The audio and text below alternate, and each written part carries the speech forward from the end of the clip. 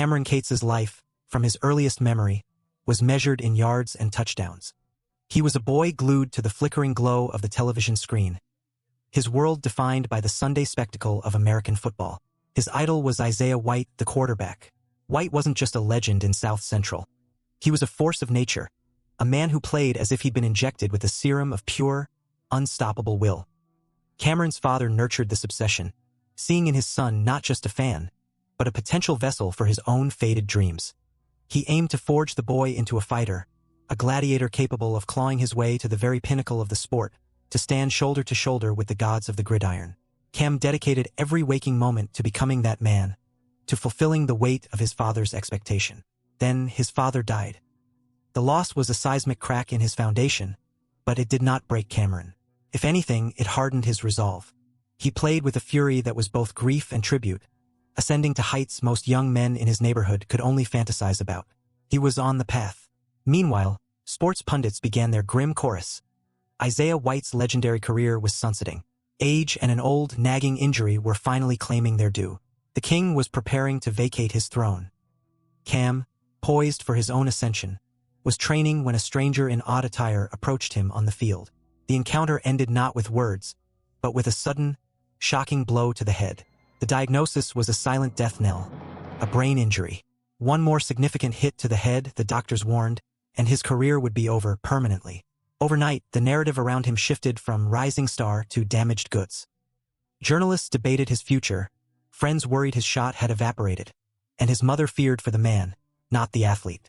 Amid this chaos, a surreal message arrived. Isaiah White wanted a meeting. "We're gonna be in the motherfucking league." The words, relayed through an intermediary, carried the weight of a divine summons. The invitation was to White's private compound, a place, it was whispered, where rehabilitation and resurrection were possible. Given the rampant rumors that White was seeking a successor, the offer felt like destiny extending a hand. Here was a real chance to defy the doctors, to return to the game unscathed. Cam grabbed it without a second thought. The drive to White's estate was a journey into a different world. The first welcome committee was a group of unhinged fans camped at the gates. Their devotion curdled into something sinister. One, a woman named Marjorie, threw herself at Cameron's car with feral intensity. The interior of the legend's home matched the unsettling welcome. Cavernous, opulent, and eerily silent. Cameron eventually found the man himself. White introduced him to his team, and the initial sessions were deceptively light. Casual throws, laughter, a facade of camaraderie. Then came Dr. Marco, White's personal physician, the guardian of the star's physical temple. He gave Cameron a brisk examination and sent him to rest. Later, Cameron met White's wife, Elsie, a sharp, striking woman who immediately blurred lines by offering him a psychoactive rock for pleasure. "You insert it," she said with a cool smile. "In the ass, Cam." Initially, life at the compound felt like a twisted paradise. He was pampered, living in a bubble of luxury, and White treated him with a gruff, paternal pride. But the cracks in the idol appeared quickly. Strange rituals unfolded, like White donating his own blood, which Dr. Marco then forcibly injected into Cameron, framing it as a sacred privilege, a transfusion of greatness. That was just the first day. What followed was a descent into a psychological horror film. Cameron was roused before dawn for brutal, punishing drills. White pushed him to the edge of collapse, only granting respite when Cam was utterly broken. Stranger than White's methods were Cameron's own perceptions. Terrifying hallucinations began to plague him. Distortions he suspected were linked to the injections of White's blood. The training escalated into grotesque theater. New faces appeared, a group of vacant-eyed young men White called his nothing-to-lose squad. Their indifference was weaponized. The palest among them was forced to stand before a machine that hurled footballs like cannonballs. Every time Cameron made an inaccurate throw, the boy took a brutal shot to the face. Under this horrific pressure, Cam was forced to throw again and again until his aim was perfect.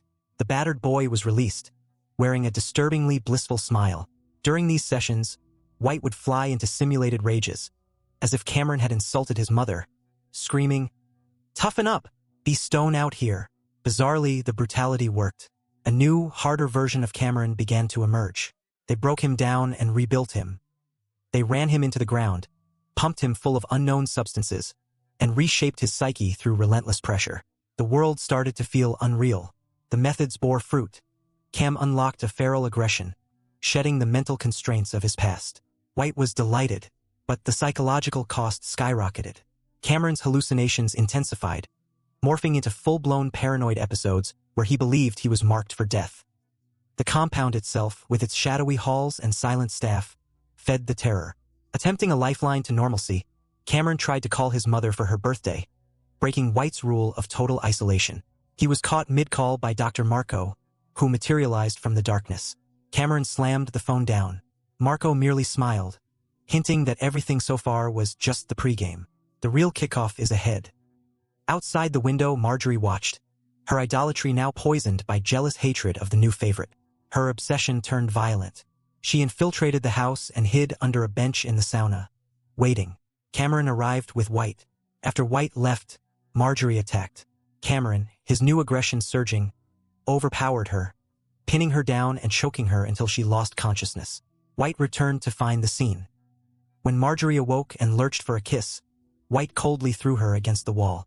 She didn't get up. "Go rest," White ordered Cam, staying behind to dispose of the biotrash.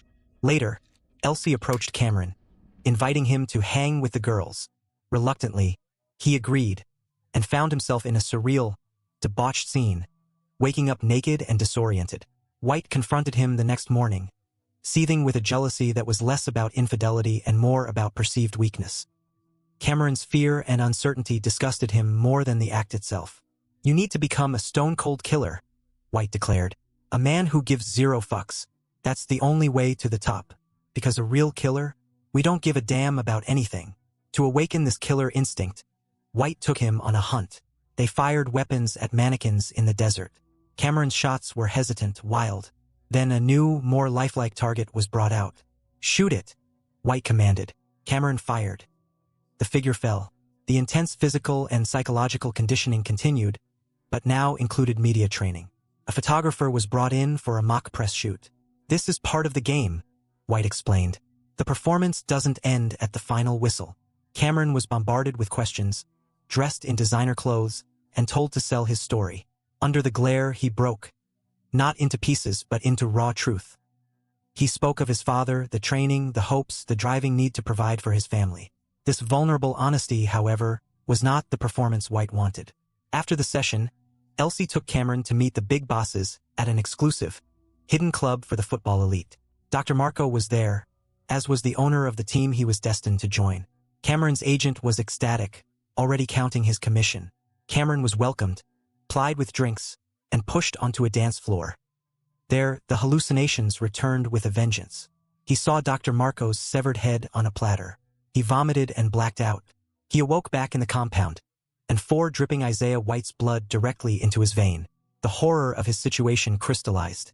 He was no longer himself, but a vessel, a puppet.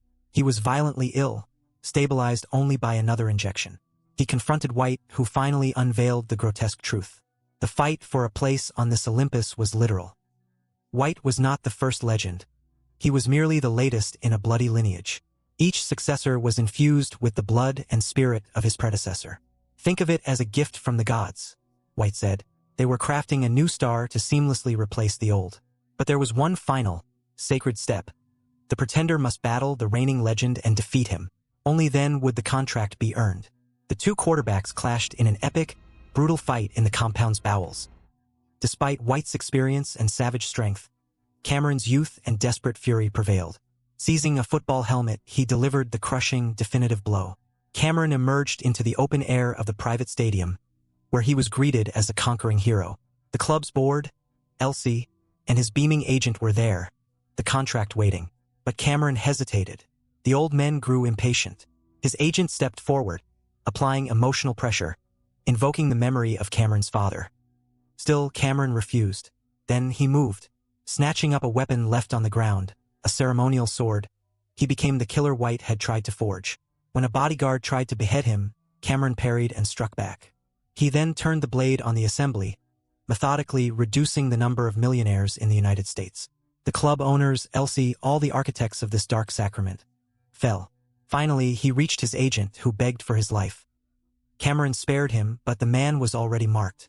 Dark forces, perhaps summoned by the broken covenant, manifested.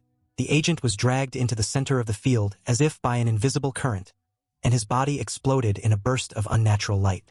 Cameron didn't look back. He simply turned, the bloody sword in his hand, and walked away.